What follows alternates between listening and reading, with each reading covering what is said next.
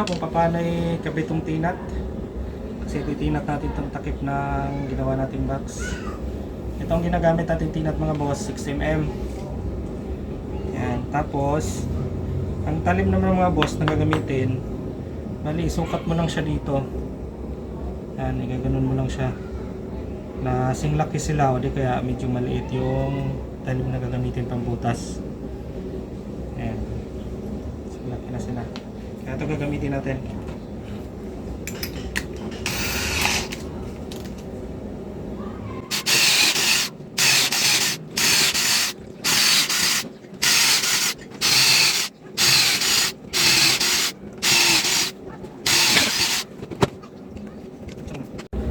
Tapos mga boss, lagyan natin ng stick wheel yung ilalim ng tinat.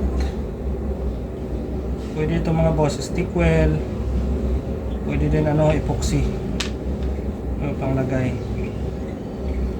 Yung video na pala to mga boss, para lang to sa mga baguhan na hindi pa alam kung paano to ikabit yung tinat. Ginawa natin yung video na to.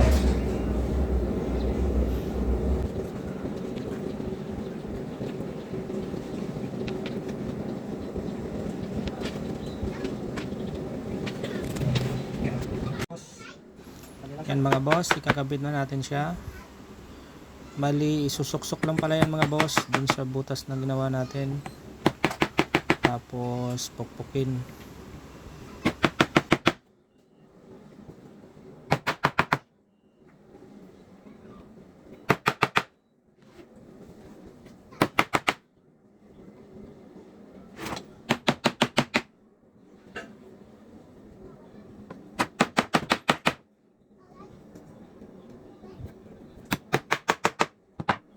Kung kalambot yung yung kahoy na ginamit, mas maganda lagyan ng lock dito.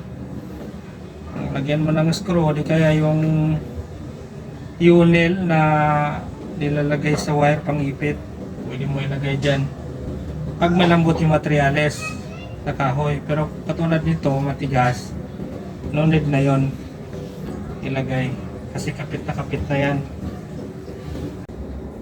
Tapos ilagay na rin natin itong mga bolt. Ilagay na rin natin itong mga bolt para align talaga siya. Kasi minsan mayroong tinat na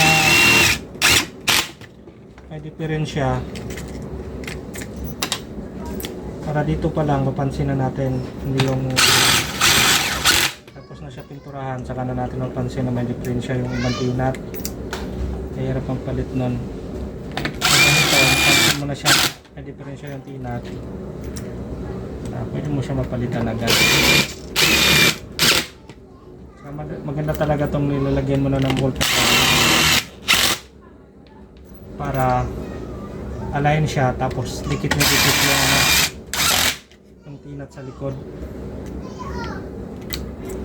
kasi naiipit siya.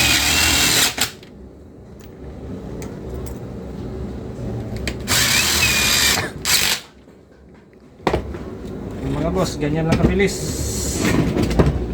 paglagay ng tinat.